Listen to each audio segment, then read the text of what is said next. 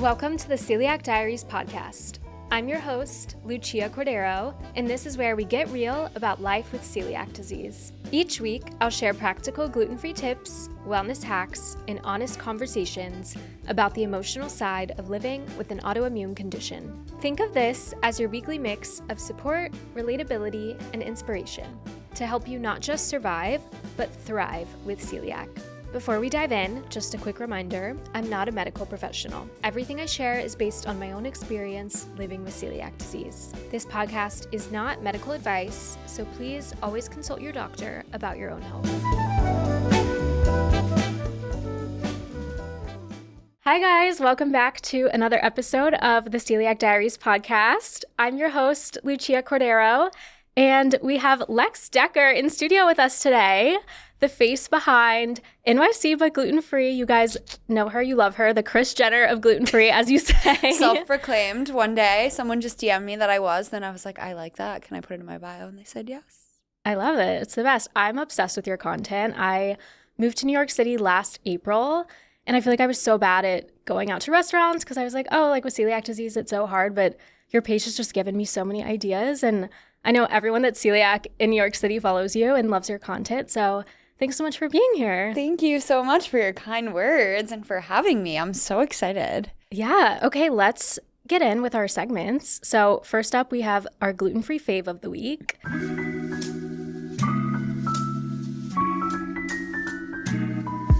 Well, okay, I had my holiday party at Bar Primi last night, and they custom made a bunch of things that they don't normally make, so I hate to be like, this is my favorite, but they had all these pasta shapes. Normally they have penne, and their pesto is like my favorite thing ever, and they had it with the actual shape that it's supposed to be, the big fusilli noodles, and they had gluten-free meatballs, and they were the best thing ever.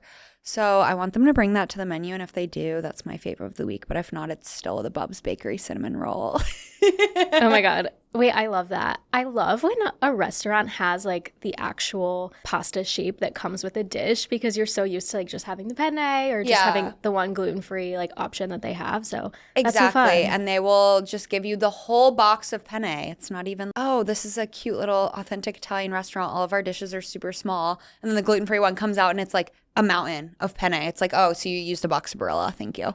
Yeah. It happens. Totally. Okay, now let's move on to news of the week. I chose this story because you were going to be here because I was doing some stalking on your Instagram before having you on the pod. And obviously I just follow your content in general, but I saw that you have celiac disease, and then after you got diagnosed, your mom and one of your brothers also got diagnosed with celiac, right? Yes. Okay, so the Celiac Disease Foundation just published a new study that looks at early life factors that may influence who ends up developing celiac disease in a family. And this is something I've been thinking about because both my brothers had babies this year, so we've been thinking like, oh, okay, like when should they get tested for celiac disease since it runs in the family? Are either your brothers celiac also? No, neither of them have it. But I don't know if they're like carriers or anything. I guess maybe they could get tested for that. I don't even know. I need to do more research. But it's just been on my mind. And this study found that babies who were breastfed in the first 6 months had a lower risk of developing celiac, which is interesting. But babies who ate gluten between 7 and 15 months had a higher risk of developing celiac, which is also interesting. But I'm also like, doesn't every baby like have gluten at some point during that time frame? Yeah, it's like really hard to, I feel like, attribute that. Exactly, because it's like, okay, you're gonna give like a little like bite of something here and there. And right. I feel like even in like, I hate putting this in a real life situation, but like when a wife goes into the kitchen, the husband's gonna give the baby the thing the baby's not supposed to have. So like we don't even know what these kids are eating. So like how do you actually like track that? No, that is totally interesting. Yeah, it's one of those things I'm like, is it even worth like doing the research for and like planning for and like having your kid not eat gluten versus eat gluten to trigger it or not trigger it? Or should you just like try to do the best that you can and just see what happens? I don't know. I know that when I have kids, if that does happen, I will just let them eat gluten and like essentially like let them develop celiac or not develop it, because I hate to say it too, but like I really would just hate if they were diagnosed without ever having it. Like I want them to try it if they are able to safely try it and like have those early times in their life when they could be like, oh yeah, I ate a Cheez-It once, like don't remember but I ate it, you know. Totally, yeah. That's interesting, though. Yeah, it is so interesting. Maybe more research will come out about it, but I know all 3 of my siblings were breastfed, or me and my 2 siblings were breastfed, and we all also ate gluten. So it's interesting. Right, yeah. Yeah, they also say that I think girls are more likely to develop it, but I have an argument for that. And it's that in general, I think men are just so much more not diagnosed because, interesting. And again, not to stereotype men, but like they can't talk about their feelings. Why would they tell someone that their tummy hurts? Like, I just think there are so many undiagnosed men out there, and actually a lot of men in the space have been talking about it more and more, but they just are so underrepresented because it's like not really, I don't know, not that it's cool as a girl, but like every girl talks about their stomach problems, like we all have them. It feels more accepted. Everyone to open can't up have about dairy it. or it hurts their stomach or like this, that, whatever. So we talk about it, but with men, they don't talk about things like that. So when they have issues like that, I feel like they also address them less. So I feel like there are a lot more men out there that are just walking around ill and they don't know why. And they're like, oh, it's because I work too much. But it's actually because they might have celiac. Yeah, that's such an interesting take. Yeah. Wow. Okay, I want to get into like your entire diagnosis story because we actually have so many parallels. I mean, we were talking before we started recording our parallels in wardrobe. Yeah, literally. Living Abercrombie. Yeah. But you were diagnosed when you were 10. I was diagnosed when I was 11. Okay. You shared, I think we're like the same age, 26, right? Yeah. Okay, yeah. So we were diagnosed when it wasn't a disease that people knew about yet, really. Exactly, yeah. And I know that you shared that you were a really sick kid and had been going to the hospital for years trying to find answers, and you were like misdiagnosed with different things. Can you take us through like what you remember from that entire journey? Oh boy, yes. Okay. So when I was really young, like an infant, I was just ill to everything. Like I had every allergy under the sun. I was allergic to dairy. I was allergic to nuts. I had to be anaphylactic rushed to the hospital because macadamia nuts turned me blue at a family party at my house. Oh my gosh. I was allergic to everything. I was always sick. I spent a lot of my time at the Children's Hospital of Philadelphia, actually. There was one point when they thought I had cystic fibrosis because I was constantly I could never breathe. Like I always had pneumonia. I was on a nebulizer multiple times a day. I always had so much inflammation. Like you were taken out of school and in the hospital for a while, or what do you mean? No. So like when I finally went to school, like I would be pulled out of class multiple times to like go on the nebulizer. But yeah, I did miss just a lot of like normal things growing up. I was just always sick. I got strep throat more than anyone I knew. Even when I wasn't sick with strep throat, I was literally like okay for a week and then I would be back on some form of antibiotics. Like it was crazy. Even if I didn't have strep, they would be like, oh, your glands are so swollen. Like I was just so ill all the time. Got pneumonia like every year. Yeah. Every time I would get a cold, it would turn into like the worst possible thing it could turn into. Yeah. And I also had a lot of stomach problems. Like I grew up backed up. I never went to the bathroom. I didn't drink a lot of water either at the time, but I never went to the bathroom. And so we were like, why is that, happening? Like, what can we do about that? And how did you like communicate that to your parents that you were like experiencing these I was issues, just like they a could crying just tell? baby, I think. Okay. Yeah. Obviously I would, explain that I was in discomfort or like not feeling well, but I kind of was so used to it that like not feeling well for me was a normal feeling. Right. And every time I got strep, I like knew the signs. Like it was there. And I got my tonsils out too, and I was like, why am I still getting strep? Yeah. So the stomach issues though got really bad. So it started every time I ate tortellini, which was like a really thick noodle, I would feel a little funky, but it was my favorite food. And then one day I was in summer camp after going into the 4th grade, and I ate a breakfast bar, and I was in the most excruciating pain of my life. My stomach, I couldn't handle it.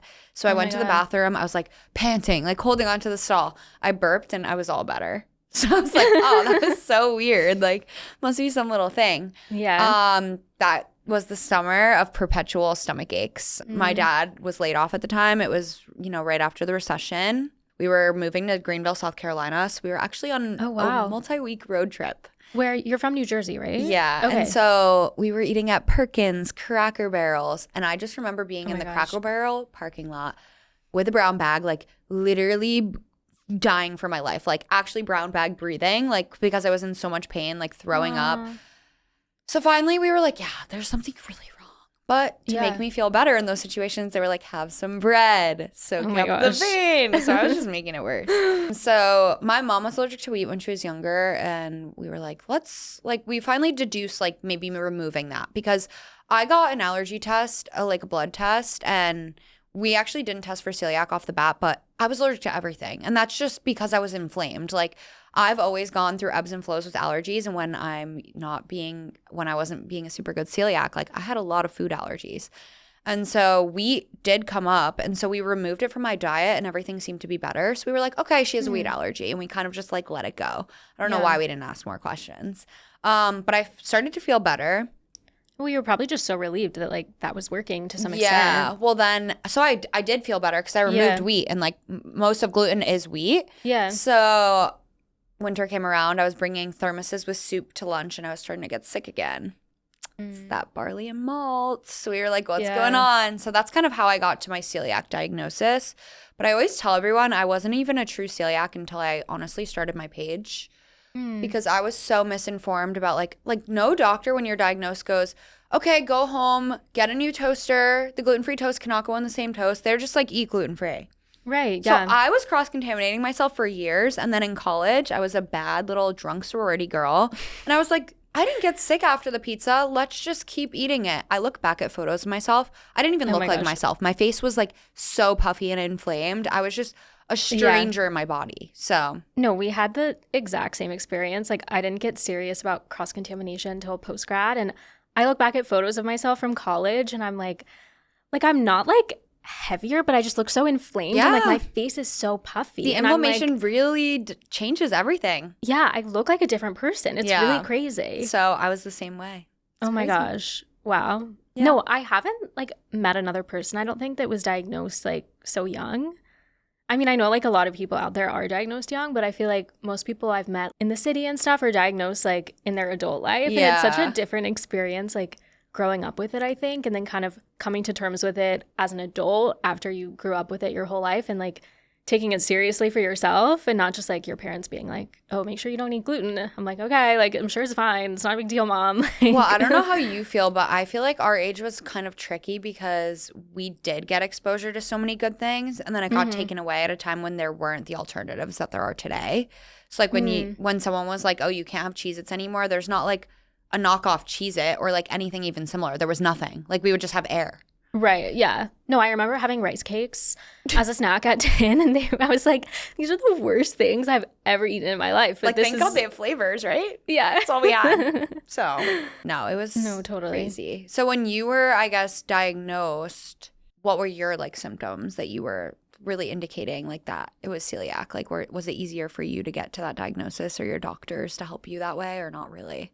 Like, I honestly had no idea that I was experiencing symptoms because I was just a kid and I wasn't in tune with my body, and I just thought it was normal to like feel the way that I felt all the time. Like, I definitely, looking back, had stomach issues, but I just thought it was normal. But the biggest reason why my parents took me to the doctor was because I just had really bad stunted growth. And like, I'm 5'1" now, and like my family is short, but I was like so short, like always like the shortest person in the class. And like it was to the level where my parents were like, okay, like something's going on, like we need to take her to like different specialists in the city. So I went to specialists probably for like 3 years to just do different tests and see what was going on. And like at the time, I don't know, maybe I've just like blocked it out, but like I don't really remember. I just remember like going to the doctor and being like, okay, like they like did bone density scans and like all that sort of stuff. And then just one day they were like, okay, you have celiac disease, did the endoscopy, and then my parents like sat me down and were like, okay, like you can't have gluten anymore. And I was like okay, interesting.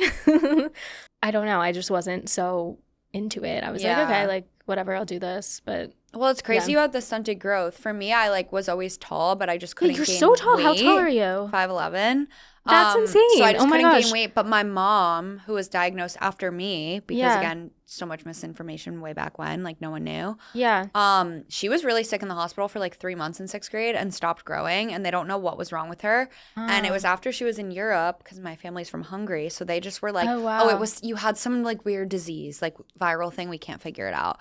And she went back a few years later, and they looked at her x-rays, and she still had like almost 4 inches on her growth plates. So she's 5'4", and she was meant to be taller. I always say I'm supposed to be taller because of celiac. Yeah. Wow. Well, it's interesting how it affects different people in different ways because I know. clearly you were able to keep growing. Yeah, I was like being stretched this way. My body was like, please feed me. Yeah. But yeah. I wanted to ask you because I saw on your page that for a while you didn't talk about being gluten-free or having celiac. Yeah. Like in like your social life with friends at school, or like what do you mean by that? Never. I just lived my silent life. Like I just sat there and like ate my alternative foods, didn't mention it. Like people honestly forgot a lot of times. They're like, oh, I literally forget that you're gluten-free. So it's crazy now that it's like it's not part of my personality. I also want to put it out there, like in real life. This is not me. I don't think people realize that like some of the hate comments I get on my videos, they're like, oh, because it's your whole personality. Like, no, just because you're posting about it doesn't mean like, of course, the page is going to have this. Go to my regular Instagram. It's not about this either. Like, totally. But yeah, I didn't talk about it a lot just because I got so used to the lifestyle and I also didn't have people to like share my experiences with. So that's why like last night was incredible to fill a room with like 120 people that just wanted to like be there and like all be a part of the community when I lived my whole like experience silently and just didn't have even a single friend until I got to college. So whenever you got diagnosed, did you just like you didn't tell your friends about it, or how did you approach it? Because I remember like I didn't tell anybody. Like I think like my mom would tell my mom's friends' parents if I was like going to their house to spend the night. And then like I remember I'd be like spending the night at a friend's house and my friend's mom would be like, can you have waffles? And I'd be like, yeah, that's fine. Can you have rice?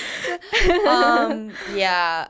I guess like I would tell my friends if there was like a situation like initially off the bat, but I don't really remember the transition process honestly because like a lot of it was my mom. Like I was shy at the time, which is crazy to say because I'm the opposite now, but like my mom went to the teacher and was like, hey, she's gluten-free now. Like went to the school, was like this, that, whatever. Like they took care of me and then she kind of took care of all that and I just didn't talk. So, and then I didn't talk for years.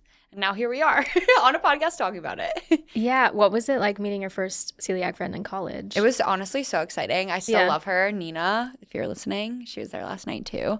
It was so cool. I was so excited because UConn also had an incredible like dining program for gluten-free people. And I remember we had to go on like a Moonie because we were looking for sororities, bigs and littles. And she was like bringing me on a date essentially to be my big. And when I found out she was gluten-free, it like changed the whole meal. I don't know why I felt more relaxed. I was like, oh my God, we have so much to talk about. Because I never talked about like anything I deal with anyone. I didn't talk about like the alternatives, like anything. It was just my mom. Yeah. No, I just totally relate to that because I feel like growing up, I didn't think about it. I just kind of like ate whatever it was and I didn't talk to anyone about it. Like, what's the point? I don't know. So I feel that. And then randomly in college, like in my sorority, so many girls were gluten-free. I think only a couple had celiac, which is still a lot. Like my sorority was smaller, like was maybe a like 40-person pledge class. Even having more than one is a lot. No, totally. Yeah. And we had like a private chef in our sorority house and like had all Where'd these you like go to school? Northwestern. Oh my God, amazing. And we had like all of these like separate like gluten-free meals for all the celiac or like gluten intolerant girlies, and it was like so fun to have that in college. Wait, that's amazing. Yeah, I miss it. I'm like, where's my my private chef? We didn't have one, unfortunately. UConn, lower budget, but they bring one in. Wait, but I love that you are like hosting all of these gluten-free events. I think it's so cool. They say like, I'm so into the creator economy and like the trends in it and Me stuff. as well. Okay, love. Do you listen to Colin and Samir's podcast? Do you know what I'm talking about? I've listened to a few episodes, but I haven't listened. I'm not a consistent listener, unfortunately. But being that I work for like an influencer marketing startup, like the creator economy is always on my mind. Yeah. Well, I'm obsessed with Colin and Samir, but that's besides the point. They like just came out with an episode basically talking about how like the future of the creator economy is these like in-person events and connections because people are craving like not just the community that you build online, but really like developing that community in person. And you've done like such an amazing job of that, especially this year. I love all of the events that you've been hosting. I really wanted to do the gluten-free 5K bagel event, but then it like sold out in 5 minutes. There will be more. There will be one like every 2 months. So be ready. Yes. No, I'm so ready. But tell me more about like what inspired you to start doing that and how it's been going? What inspired me is that I'm insane, and if I just have an idea, I have to do it. Like I love that. That was the same thing with my page. Like I cannot do something. I either have to be exceptional at it or recognize that it's not going to be something that I'll ever be good at and either do it leisurely or not touch it. So once I realized this page was like a thing, I was like, we're building on all cylinders now. Like this is going to be a business. Like we're doing everything. So events, the first time I don't know, maybe it started in my apartment as a potluck. Okay. And it was super fun. We had this group of like 20 girls, literally stuffed them in my hot apartment in Flatiron. Oh my gosh. Do you live alone? No, I have a roommate, and she is also the best because she puts up with all this crap. And let me do this. Is she gluten-free too? No, but funny enough, her sister had a baby 2 years ago, and childbirth kicked it into her sister. Wow. Wasn't even like no one in the family even knew they had the gene. So that was crazy. Thank God I was there because I have all the resources. A great resource. We stuffed everyone in my apartment, and I just remember the feeling I had after that night. I was like, this is so awesome. Yeah. And after that, I was like, scale. We're scaling. We're scaling this. So it started with like pizza making class at Keste, and then we did a Galentine's dinner at Time and Tonic, and after all those went pretty successfully, and they were all a little different, the crawl was really what kicked this into high gear. My first ever crawl was the moment when I was like, this is so incredible, and like this community, everyone was so excited to be there, and like it went super viral, and I just had never kind of received that kind of feedback before from like such a big audience that hadn't even gone to the event, that I was like, we're doing this. So that's kind of how events started. I have people in Missouri DMing me every day, like, next crawl, ? Like, oh my God. Someone came from Sweden. It's crazy. Yeah. Wow. Yeah. That's incredible. That's so cool. Well, I forget NYC is such a destination for celiac and gluten-free food, which is cool because we just get to live here. Exactly. But I saw that you just did an event in Miami too, right? Yes, I did. That was a part of the bagel. So I started a bagel run club with Original Sunshine. I love Original Sunshine. They are the best people ever. I still haven't tried their products, which is kind of insane of me. You need to. Because I've been hearing about them for like a while now. They're here to take down the bad guys. Oodies. They're here to take down Oodies. Every person I've had on the podcast has given a negative shout out to Oodies. Oh, I know. I'm glad we're talking about it. I hate to say it. I think I was the first person to go public about hating Oodies because everyone was scared. Yeah. But like, don't worry. No one works there. The founder sold the company. They literally don't care. No one from Oodies is listening to us because they clearly don't care about their product. They would have taken the feedback into consideration. True. I love that. But so I did a bagel run there. It was super fun. We're gonna take this thing on the road. I have a Strava group. Feel free to join it. The link is in my bio. Wait, so are you a runner too? Major runner, like. Wait, no way. Okay, because I feel like you don't post as much about running, but I assume that you ran because of the 5Ks. Yes. Okay. I ran the marathon 2 years ago. Oh my God, no way. I run like 10 miles 3 times a week casually. Wait, we should go on a run together and then do like a bagel stop. I just signed up for the United Half. And I'm running with the Celiac Disease Foundation, like their charity team. So I'm so excited. It's my first half. Wait, that's so exciting. That's my favorite half ever. It's going to be it's going to be amazing. Have you done what got me into running. Yes, the United Half. That was my first ever New York Roadrunners race. So. Did you start running like after college or did you run it all growing up? Yeah, I started running after college because I was like, I need a hobby that's not bottomless brunch. What can I do? Yeah. And then I actually started to love running, and now I truly like love it. It's the only time when I can unplug, and like besides showering, sleeping, and like running, those are the only times when it's like me and no one can get in my way. It's when I think of my best ideas. Yeah. It's just such a great space for me. Yeah. So I love running. Let's run. Yeah, no, let's do it. Have you like been totally fine with like celiac and running, or have you had any issues with it? After the marathon, my body kicked into, because a lot of people get sick after running marathons. Right, even if you don't have an autoimmune disease. But yeah, if you have an autoimmune disease, it's like insane. I was so ill for days. Like, thought I had mono, thought I could have had mono in the past, like all of these crazy things. And it was just my body being like, what did you just do and why? No, literally. Do you have responses when you run? So I did in high school. I ran on the cross country team in high school, and I had really bad joint pain, and I didn't realize it, but I think it was totally because of celiac. And like, I was so bad about cross-contamination then, but I was having these like major knee issues. I was like, I'm in so much pain. Like I can't run. And I would go to the doctor, like the orthopedic people, my physical therapist, and they were like, there's nothing wrong with your knee. Like, we don't know what to tell you. But now that I'm like very like disciplined, I don't have those issues. So I was just curious if you had any experiences like that. That does make sense, because every time I get gluten, like joint pain and brain fog is like one of the worst symptoms, honestly, because it lasts for days. So if you're doing that constantly and running, I can't imagine that like you were probably like totally. No, and I was definitely know having how you were gluten running every day. Like I was eating Rice Krispie treats because I thought they were gluten-free. Like every day for lunch. Mills. Yeah.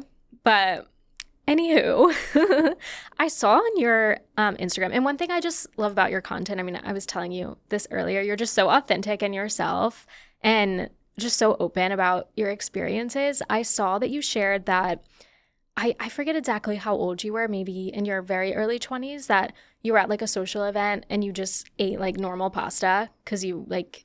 Oh my gosh, yes. Do you want to talk about that? Yeah, so not proud of this, obviously, and now like No, but it's like so relatable. Like I think everyone with celiac disease has been there at some point. So I've done it so many times, like in college, as I was telling you, and I didn't feel symptoms, but the last time I did it like for real was Mizzi pasta. It was probably 3 years ago now, and I got there. And at the time, I was dealing with a suspected tree nut allergy, but I didn't have one. It was actually Aquaphor. Fun. The lanolin in it is bad for me. So, but okay. But it's gluten-free, right? It's gluten-free. Okay, good. Yeah, it's just I was separate about allergies. to be like, Sorry I to use scare you. Aquaphor all the time. Oh my God, no, you're good. Okay, cool. But all of the like gluten-free options were very nut forward, and I was literally like, what am I supposed to eat here? Totally. And it looked so good, so I just ate the pasta. I ate the pasta and I went home, and I was 3rd trimester pregnancy, and it wasn't worth it, and I had cystic acne and I felt like crap. And telling you now, I ate the pasta there and I ate the pasta at Palma, and the gluten-free pasta at Palma is better than that pasta in my opinion. I think it's very overrated, and I think unfortunately for anyone listening not gluten-free, the tortelli is better than that viral ravioli. But it wasn't worth it. And I did it because in this moment, I didn't want to be difficult. It was a hard reservation to get. I didn't want to leave. I was there with my friend. And it just felt like the only option, honestly, because it was that or starve, basically. Or like have like 8 plates of $30 Brussels sprouts and tell yourself that it's fine. No, totally. I mean, I think we've all been there. Like, I remember me in college, like, I had Smirnoff Ice all the time, which is not gluten-free. Like, yeah, what do you do when you get ice? So it's dumb. Like, guys, I can't. Like, you're a baby. No, I can't. I literally can't. Exactly. So it's like, I think it's just relatable to like share that, because I think like there's so much guilt that comes from like after like having those experiences. And I think like, you know, everyone's on their own journey and we'll figure it out. But now like, I would never. I'm like so disciplined because I'm like so aware of like how the symptoms affect me. But especially when you're young, it's like everyone has to go through that, I think. It's hard. Yeah. It's so easy to just like, because at the time you're obviously not going to feel the effect when you eat it. So it's like in this exact moment, it's fine. And then later on, like, I'll figure it out. Like, I'll just feel like crap. Like, no, you're going to feel really bad. Totally. Yeah. Or even if you're asymptomatic, like, you'll just you don't know what's have happening. Issues going on later. So it really takes that discipline. Of exactly. Even if you're not going to have something happen to you that night, like something will happen to you eventually. So I think that's a lot of what people don't understand too, is a lot of celiac is like discipline, unfortunately, because there's so many things we want to do. And this is something that does frustrate me about the gluten-free space a little bit, is that I feel like some people out there are just fighting to be the most gluten-free person on the internet and like be so negative about it and like fight people on like everything they do and not trusting them. And it's honestly gotten like combative and a little negative. Like it feels like the gluten-free space has ebbed and flowed into like this horrible negativity, because obviously it's important to like share the things we go through. But that was also a reason why I wanted to start my page, is that I feel like everyone out there is just always so negative. And it's like, yeah, it sucks, but you cannot change it. Like you actually cannot. Totally, maybe down the road science can, but you cannot. And it's like, I feel like everyone's just trying to like point fingers and like be the most gluten-free and like fight about the things that are bad instead of like embracing the things that we can change for ourselves.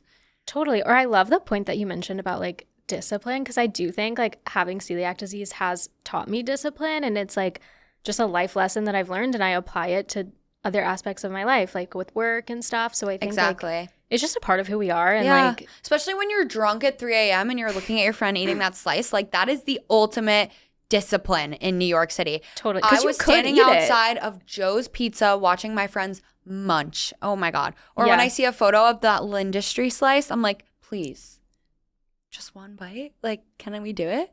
Yeah. It's so hard. That's like the ultimate discipline moment. It's 3 a.m. drunk in New York as a celiac.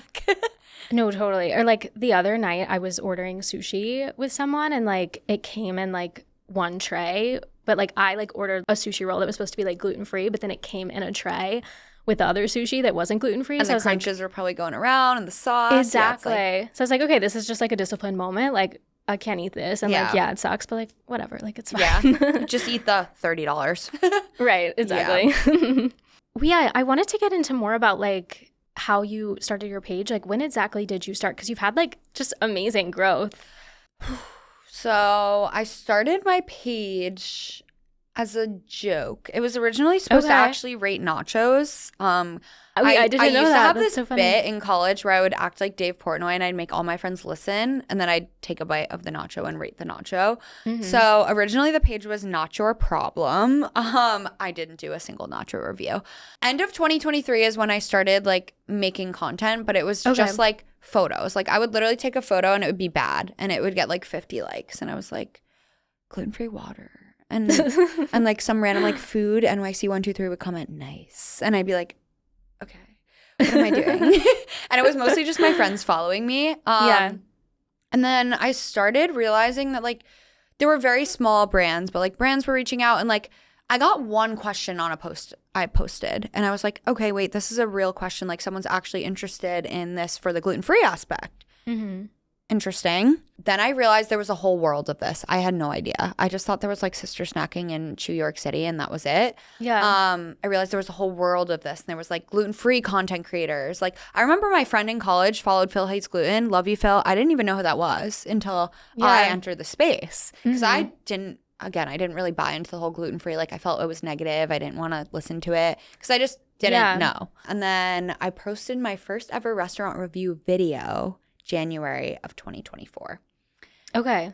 It was horrible. It's deleted. It's disgusting. But that's when I started realizing like long form was an interesting way to like highlight these things. And once I started making reels, like my first viral video, I had a little situationship breakup that made me like reevaluate my whole life. February. We've all been there. I decided I was rebranding like my entire life. I got a new corporate job. I got a new everything. I was like, I'm tired of living this life in a great city that I hate. Yeah. And I was like, I'm doing this for real. So I committed to posting 3 times a week and just seeing how it went. And I really started getting into it. My first ever viral video was last June. It was the Prince Street Pizza video. And that was when I was like, okay, I'm doing this. Like that was the moment. I was like, this is now real.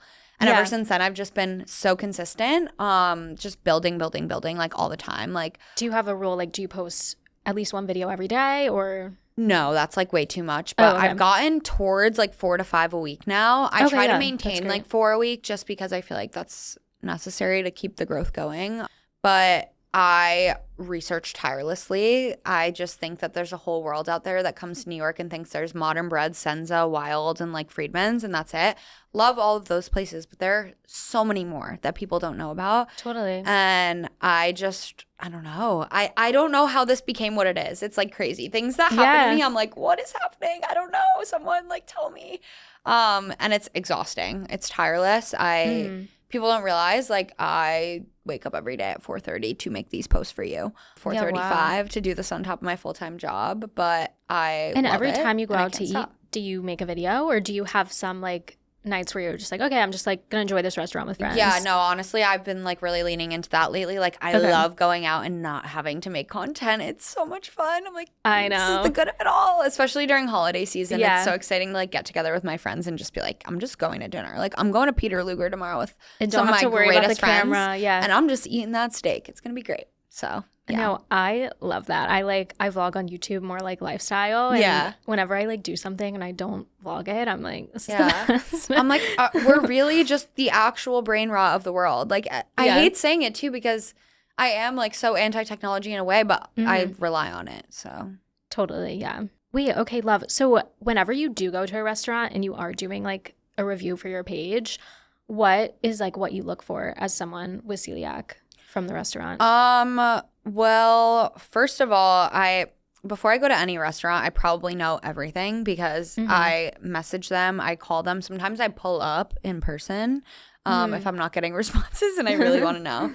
But most of the time I'll like know from my conversations. But obviously, like if there's a fryer, say fryer. If there's not, then like I can't have those things. I'll basically ask them what the gluten-free options are and like what their procedures are in the kitchen. Like if it's a pizza place, like are you changing all of the tools? Where is it prepared? Where's the dough made? Are you making it yourself? Like all those types of things. Same thing with all ingredients and like griddles. Like is the griddle shared? Is the fryer shared? Is the pasta water its own water? That's the number one thing. Honestly, I need to start saying this in my posts because people don't realize you have to ask for your own water.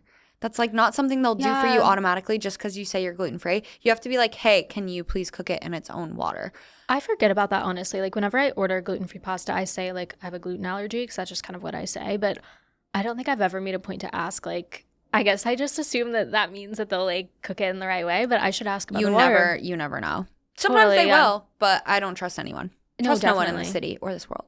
Yeah. No, totally. That's such a good reminder. Honestly, I feel like lately whenever I go to a place that has like gluten-free pizza or gluten-free pasta, I don't get it because I'm like, it's just pizza's always a dicey one. Pizza is a really dicey one. Never, unless it's like a Keste or Don Antonio, like I always just go in person. Ordering it online is never the way to go because there are some places that I know that will do it the right way if you're there and not if you're not. So it's like I have to go. No, for sure. Has like having celiac changed at all? Like your social life, your dating life, or I mean, I know you have such a positive mindset on it, but like, is there anything that I don't think so at all. The only thing that's changed is the fact that I made this page and now I don't have time for either of those things. But like, I personally don't let it affect any of them. I don't think it's embarrassing to be gluten-free. And if you think it's embarrassing, then like you probably work for Barstool. Like, they post so much shit about gluten-free all the time. It's crazy. And I'm like, do they? I haven't seen that. Yeah, I'm like, okay, receding hairline, calm down. Like they deleted the video, by the way. That one, that was really crazy. I'm not gonna say his name because like I'm not gonna be just as mean, but it was a really mean video. And just like making fun of people that are gluten-free, basically. Yeah, like what if you go to a date and a chick is gluten-free? Oh, yeah. And I was like, I've seen stuff like that. All right, calm down. Like, is this really affecting you that much? Because I think we have to like go to therapy and fix other things first. Yeah, totally. No, I love that mentality.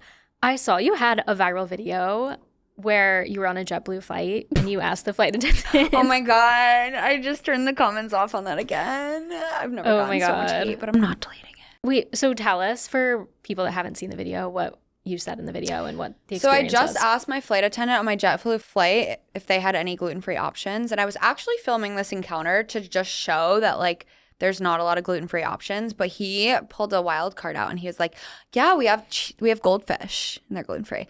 So I was like, oh, unexpected content. I immediately posted it from my plane seat. But obviously this is something people don't realize when you cut videos. Like I'm making this the most engaging it can be. I was very respectful to him. Like there was a lot of in-between fluff in that conversation where I was like, okay, no worries. And I like explained to him like goldfish do have gluten. Like that is not a gluten-free option. Like, but totally fine. If you guys don't have anything, like all good. Thank you. Right. Yeah. But everyone's like, your tone, this, that, whatever. And yeah, I have the Jersey girl vocal fry, as you guys can hear in my voice. So like sometimes I come off a little not respectful, but I was like, our interaction was very good. We both left like basically virtually dapping each other up. Like it was just like a mutual understanding of I have nothing for you. And everyone in the comments was like, fake disease, you should die. If a goldfish can kill you, then like you don't belong here. Like, oh the entitlement for me. The world doesn't cater to you. Like kosher, this, that, like dairy free. Like what are you next? Not gonna eat red meat? Like no, that's an elective decision. This is a health one. Right, yeah. Pack your own snacks. Like obviously I could have done that. That's not the point. Right. No, totally. So yeah, that video made me crash out. I was very upset. That's the first time I've actually been genuinely very upset by the comment section of my videos. Yeah. Well, it's hard like seeing comments where people just don't understand or have misinformation. Like I remember I saw this one like Well, I've seen a bunch of weird comments on like the clips that I post on TikTok from the podcast, but I remember like seeing this one being like basically saying that like people with celiac disease should just eat gluten anyway, and then like natural selection will like play its course. I'm like, that's insane for someone to comment that. Like, yeah, the internet's a crazy place when people like think that you can't track their IP, but you can. Like, yeah. I think people also need to realize that like your job is at stake every time you post a weird comment like that. Like, yeah, totally. Like, why are you spending your time making those comments? But it's just like so much misinformation. Yeah, everyone just views the gluten-free world as like these oversensitive people who are frail and like can't defend themselves. Like, they literally imagine these like little like limp people. It's like, no. We're athletes. We're everything else. Like, no, we don't want running this. A marathon. We didn't ask for this. Like, do you think I asked for this? No. And it's always when someone in their life gets diagnosed that they realize. I get DMs and comments like that all the time. Like, I didn't realize. Even on that video, I got a few comments being like, guys, like, I understand, but like, once you have someone in your life, you realize. And it's like, yeah. Totally. Yeah. It's like the difference between this isn't a choice. This is just like a health need that I need to do. Exactly. Yeah. I wanted to ask because I saw on your page that you started an NYC gluten-free itinerary service. Yes. Tell us about that, and how can our listeners sign up? So I would just receive crazy DM requests that would be like, hi, I can't have legumes or air or gluten or anything. And I also am really scared of the daylight, but I'm staying in Times Square. So can you recommend 12 places for my trip? That's 12 days. And I'm like, oh, okay. And I was doing all that for free for so long. And I was like, that's a lot in the DMs. I cannot keep up this volume anymore. Like, it was getting too much. So one morning I was on a run and I just decided to make this. Yeah. But as I told you, I have no chill. I did this at a time when I had no time on my hands, and I ended up getting 30 requests that day, and I had to do them all. It was very scary. Oh my gosh. But yeah, if you guys fill out the form in my bio, I ask you other restrictions, how many people you're with, where you're staying. I can completely customize a little guide for you for anything you want to do in the city. I love that. And I feel like you know all the restaurants, so I do. You're the perfect person for this. I just reached 800 on Belly. It was a big day. I'm obsessed with your belly, by the way. I'm like always stalking it. Thank you. I know I'm very honest on there. I will rip it. No, that's the content that we need. I know the other day I was at Studio 151 and I posted the photo of the naked lady on the wall. I'm like, I want that to be me. Oops. No, I love that. Okay, this has been such a fun conversation. I want to end with a little rapid fire. Okay, what's one thing you wish people understood about living with celiac disease? Oh my God, rapid and not being rapid. I know it's hard. I didn't choose this. That's my answer. I didn't choose this. I like that, yeah. Yeah, like they're like, we didn't choose this. I didn't either. No, totally. I agree. What's one piece of advice you'd give to someone newly diagnosed with celiac? It actually does get better. I promise. It literally gets better just in time and information. Like, there's a lot of cool shit out there for us, especially in New York. Yeah. So if you're gluten-free and feeling hopeless, move to New York. Could not recommend that more. What's one thing you wish restaurants knew about serving people with celiac disease? You not marking your menu is hurting you more than the customer because, number one, you're wasting time in explaining the gluten-free options to them. And number two, I know that it costs you more to provide these options. So why are you not putting it on your menu? Makes no sense. Yeah, Gabby and I were talking about Zero that. Sense. Like, yeah. It's literally costing you more money to stock these products. And it's causing you more time and pain to go back and forth between the kitchen and the consumer. Mm-hmm. And phone lines, etc. Like, post the menu on your website, have it marked, have all the options available. Like, just saves everyone time and money. Yeah, totally. No, I agree. There's so many places that have gluten-free options but don't mark it. And I get that comment. It's like, it's not on the menu. Okay, well, I went. But, like, I can't help that. It's the restaurant's fault. Yeah, totally. All right, restaurants, take that advice. Hello. Okay, best gluten-free pizza in New York City. Castay. Pizza box for thick crust, though. I really like their thick crust. They also use Caputo. It's always the Caputo. Sorry, wheat allergy friends, but I haven't tried that. And what is Caputo? Should I know that? It's the new future of gluten-free. No, okay. It's the whole like gluten removed wheat situation. Okay. So everyone in Italy uses Caputo flour for the most part. Castay, right. Castay's always used it. Don Antonio, same thing. But a lot of places are using it more and more for like everything. So it's wheat without the gluten. Yeah, that's what original Sunshine Bagels are too. It's like truly the future of the gluten-free space, and it really stinks for the wheat-free people. But like that's why I'm so adamant too. I think wheat and gluten if you have a wheat allergy, you should not say you're gluten-free unless you are actually allergic to all of the umbrella things, because you will then potentially be fed wheat.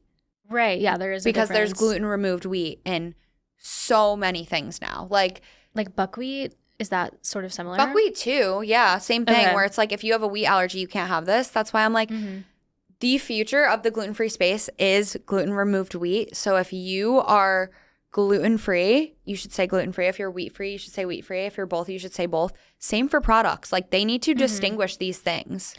No, they really do. And I think that just helps with other people understanding it too. Because it's like sometimes I'm guilty of this. Like, I'll just be like, oh yeah, I basically just like can't have wheat. If someone's like, what does that mean? But that's not what it is. And I'm just kind of like affirming everyone in society's misinformation whenever I simplify it. But sometimes it's just easier to say that in the moment. So. Yeah, no, science is going beyond us. So yeah, wow, okay.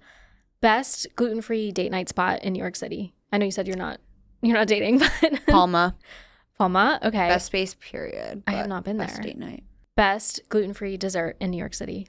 Going with the Bub's Bakery cinnamon roll. Okay, love. Yeah, it's just so good. I could have like 3 a day. I still need to go. You do. I'm telling you, broken record. It's that good. Like, it's not even like just gluten-free. It's all the things free. And that's why it's so amazing to me, because it beats all the gluten-free cinnamon rolls I've had. So it's like you don't have all these other things. What neighborhood is it in again? NoHo. It's next to Funny Face Bakery. Oh, okay. Across from the bad gluten-free cookie, which is Levain. Oh, okay. It's really bad. Most overrated gluten-free spot in New York City is at the Levain cookie. And you also don't have to answer this one. Okay, it's still good. Okay. But I think people just need to explore more. The original Sons of Gluten. I don't know. Like, everyone puts it on such a pedestal, and I think everyone needs to experience it once in their life. But there's just so many places at better price points that are doing the same or better. Totally. And accept credit cards. I remember they accept Amex now. Okay, yeah, I know they accept Amex. I remember when I first moved to the city, I for my birthday, me and my friends go to Sons of Gluten, and they all hated it. I felt so bad. After that experience, I was like, I need to not go to these gluten-free places I know, anymore. And I feel bad. And I still love they still have good stuff, and I always appreciate the pioneers for leading the movement, but it's just everyone in my comments too. One time I posted underrated spots to go in New York City, and everyone's commenting, have you been at Sons of Gluten? I was like, did you not read the caption? I know you know about Sons of Gluten. That's why I'm here to tell you about the other things. And it is such a good spot, but yeah. Valid. Okay, this was so fun. Where can listeners follow you? Give us all the handles. I'm NYC But Gluten-Free on all handles. TikTok, Instagram, YouTube. No one likes my videos on YouTube. So do you have long form show me some YouTube love. Videos? No, I don't have time for that. Okay, but you post your probably shorts. Die. I post my shorts. Okay. Everyone told me shorts is where it's at. I'm like, really? Because I'm getting 40 likes and I have 500,000 on Instagram. So what's going on? It takes time. We'll see. Love that. Thank you so much for coming. Well, thank you for having me. Yeah. This is so fun. So fun. Thank you guys for listening. I will catch you here next Wednesday for another episode of Celiac Diaries. Don't forget to send the episode to a friend that also has celiac or is gluten-free or an autoimmune disease. And don't forget to also give us a 5-star review and follow the show. Bye. Thanks for listening to this week's episode of the Celiac Diaries podcast. I hope you're leaving with a tip, a story, or just a little inspiration to live your best life with celiac. If you enjoyed today's episode, be sure to follow the show, share it with a friend, or leave a review. I'll see you back here next Wednesday. And until then, stay well.